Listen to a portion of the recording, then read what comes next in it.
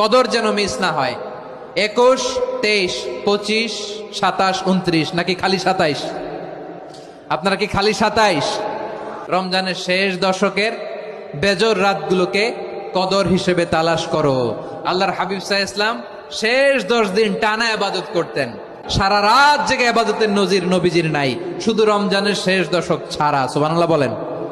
নিজেও ঘুমাতেন না, ফাতেমা রাদিয়াল্লাহু তাআলা আনহু, আলী রাদিয়াল্লাহু তাআলা আনহু কাউকে ঘুমাতে দিতেন না, সবাইকে জাগিয়ে তুলতেন। আমরা সারা রাত জেগে ইবাদত করব, রাজি আছেন তো? কদর যেন মিস না হয়। 21, 23, 25, 27, 29 নাকি খালি 27? আপনারা কি খালি 27?